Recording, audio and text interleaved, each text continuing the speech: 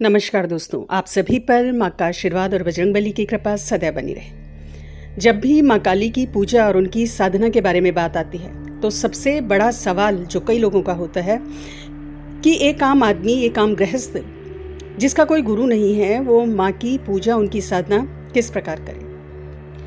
कई लोग सशंकित होते हैं कि बिना गुरु माँ की पूजा से कुछ गलत प्रभाव हो जाएगा।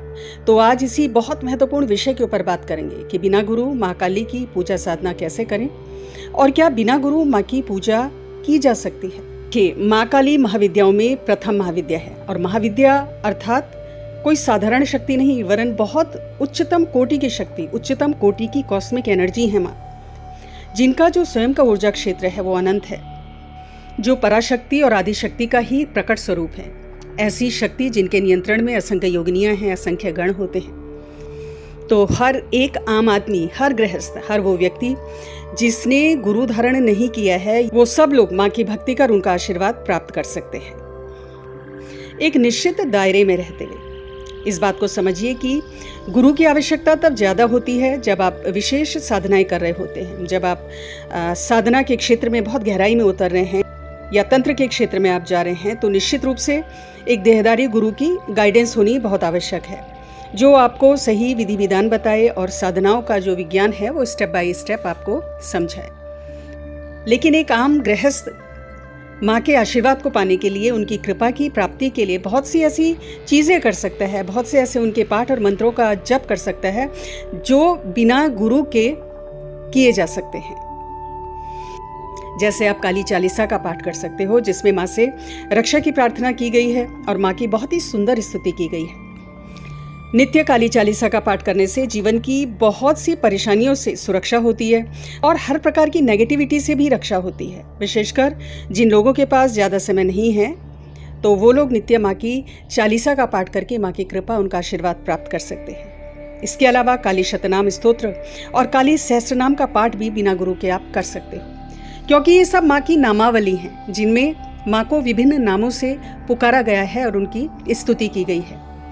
इसमें भी काली सहस्त्रनाम का पाठ बहुत प्रभावी है। यदि बहुत कोई घोर संकट है, मुकदमेबाजी से जूझ रहे हैं, शत्रु पीड़ा है, ग्रह दोष है या ग्रह कलेश की स्थिति है, तो इन सब की शांति के लिए काली सहस्त्रनाम का नियमित पाठ 21 दिन तक या 41 दिन तक संकल्प लेके नित्य एक पाठ अगर काली सहस्त्रनाम का किया जाए तो इन सब चीज़ों से मुक्ति मिलती है। और जहाँ तक माँ के मंत्र जप की बात है, तो जब आप माँ की भक्ति के शुरुआती चरण में हो तो ओम कालिकाय नमः का जप आप कर सकते हो। इसमें बीज मंत्र नहीं है माँ का, ये माँ का नाम मंत्र है, जिसका जप हर कोई कर सकता है, जिनके गुरु नहीं हैं वो भी कर सकते हैं। इसके अलावा माँ का नाम जप कर सकते हैं। बहुत से लोगों ने इस संबंध में प्रश्न पूछा है कि माँ का नाम जप कैसे करें। तो माँ के किसी एक नाम का मानसिक जप आप कर सकते हैं और इसमें भी ओम काली इसका निरंतर आप मानसिक जप माँ का कर सकते हो। तो इसके लिए सुबह उठकर सर्वप्रथम स्नान आदि करके, जिस प्रकार आप आसन में बैठकर नित्य माँ का पूजन करते हैं, पंचोपचार पूजन करते हैं, तो उसी प्रकार करें और आसन पे बैठकर कुछ समय माँ के इस नाम का जप करें, ओम काली ओम काली ओम काली। उसके बाद चलते फिरते उठते बैठते आप कहीं भी हैं, निश्चिंत होकर आप माँ के इस मंत्र का, नाम मंत्र का जप कर सकते हो। ओम काली का जप आपको माँ की एनर्जी से कनेक्ट करता है और बहुत प्रोटेक्शन माँ की देता है और आपकी ऑरा को हर प्रकार की नेगेटिविटी से सुरक्षित रहता है, क्योंकि आप हर समय उस आद्य शक्ति की जो ऊर्जा है उसके कनेक्शन में रहते हो, उसकी कृपा आप पर होती है। तो कुछ समय बाद इसी तरह अगर आप अभ्यास करते रहेंगे तो आपकी ऑरा क्रिएट हो जाती है, आपकी ऑरा बन जाती है, स्ट्रांग हो जाती है और आप फिर ओम क्रीं कालिकाय नमः इस मंत्र का जप कर सकते हो।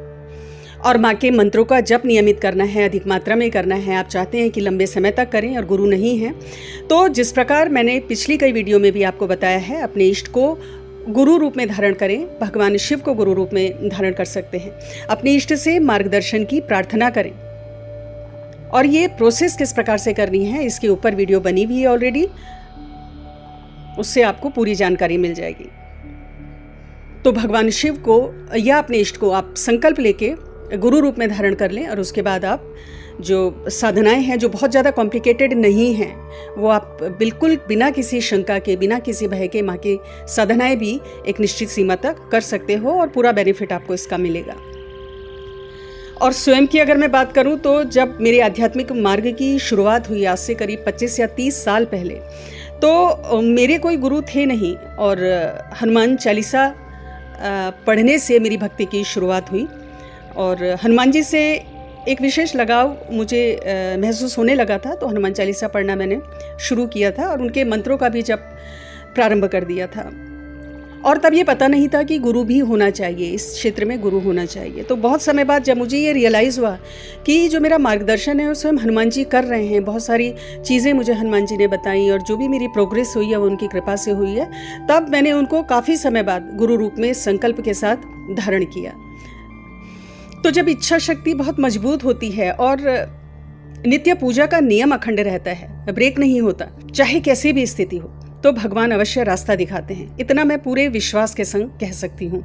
गुरु नहीं है तो भी आपको मार्गदर्शन प्राप्त होगा और आपके भावों को देखते हुए, आपकी इच्छा शक्ति को देखते हुए देहधारी गुरु तक भी आपको आपके इष्ट पहुँचाते हैं। आपको इधर उधर भटकना नहीं पड़ता गुरु के लिए। चीज़ें आपकी ओर खुद ब खुद आने लगती हैं, उसी तरह की एनर्जी क्रिएट हो जाती है और आपकी लाइफ में वो सब अट्रैक्ट होता है जो आपकी आध्यात्मिक उन्नति के लिए आवश्यक है। तो गुरु नहीं है, वेट ना करें, क्योंकि एक एक दिन इस मानव जीवन का बहुत कीमती है, बहुत मुश्किल से मानव जीवन प्राप्त होता है और आध्यात्मिक उन्नति के लिए हमें ये मानव जीवन प्राप्त हुआ है, न कि भोग विलासिता के लिए। तो जैसे ही ज्ञान आए कि हाँ हमें भक्ति करनी है, हमें पूजा करनी है, आध्यात्म के क्षेत्र में आगे बढ़ना है, तो उसी दिन से आपको शुरुआत कर देनी चाहिए। आपकी इच्छा शक्ति होगी और इष्ट के लिए आपके भाव होंगे तो सब कुछ मैनिफेस्टेशन आपका होता चला जाएगा, रास्ते आपको मिलते चले जाएंगे और देहधारी गुरु तक भी आप अवश्य पहुंच जाएंगे। हाँ, लेकिन तैयार रहिएगा, रास्ते में ऑब्स्टिकल्स बहुत आते हैं, चुनौतियाँ बहुत आती हैं, ये मार्ग कठिन है, ये आसान मार्ग नहीं है। और विशेषकर माँ काली की भक्ति में अगर आप लोग हैं तो चुनौतियाँ आएंगी, क्योंकि माँ आपका मोहभंग करती है। माँ आपको रियलिटी, जो भयंकर रियलिटीज़ होती हैं, जो डार्क रियलिटीज़ होती हैं, जो आपको पता नहीं है, वो आपके समक्ष लेके आती हैं और इसी कारण वो मोक्ष की देवी कही गई हैं, क्योंकि वो आपको इन सारे संसारिक जो झूठी माया है उससे मुक्त करती चली जाती हैं। तो इन सब चीज़ों के लिए भी आप तैयार रहिए, बस इष्ट का साथ, उनका हाथ छोड़ना नहीं है। ये मैं अपने अनुभव से कह सकती हूँ, आपको सफलता मिलेगी। और जब आप एक बार अपने इष्ट को गुरु धारण कर लेते हैं तो उसके बाद माँ के मंत्रों का जप आप कर सकते हैं। ओम क्रीं कालिकाय नमः का जप कर सकते हैं। शुरुआत में कम समय तक के लिए करें, 1 माला, 3 माला, 5 माला, बाद में आप इसकी संख्या बढ़ा सकते हैं। माँ के कुछ अन्य मंत्रों का जप कर सकते हैं और माँ की कृपा प्राप्ति का एक जो उपाय है, अक्षय भंडार माँ की ऊर्जा का, साक्षात माँ जिसमें विराजती हैं, दुर्गा सप्तशती का पाठ फिर आप वो कर सकते हो।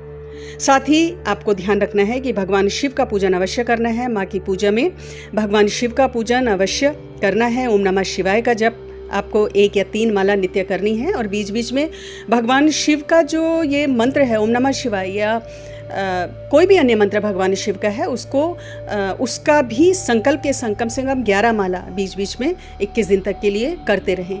तो इससे क्या होता है, जो आप माँ की ऊर्जा से क्रिएट एनर्जी है वो बैलेंस होती है। भगवान शिव की कृपा से वो एनर्जी आपकी बैलेंस होती है। साथ ही बटुक भैरव जी को जरूर आपको प्रसन्न करके रखना है। ओम बटुक भैरवाय नमः की 1 माला आपको करनी है। हर कोई गृहस्थ बटुक भैरव जी की उपासना कर सकता है और हनुमान चालीसा का पाठ आपको नित्य करना है माँ की पूजा के संग। ये सिंपल चीज़ें करते रहे और देखिए आप कहाँ से कहाँ पहुँचते हैं माँ की कृपा से। आज की वीडियो में इतना ही दोस्तों, अगली वीडियो में बहुत जल्द मिलती हूँ। तब तक के लिए अपना ध्यान रखें, स्वस्थ रहें, खुश रहें, मस्त रहें। जय माता दी, जय बजरंग बली।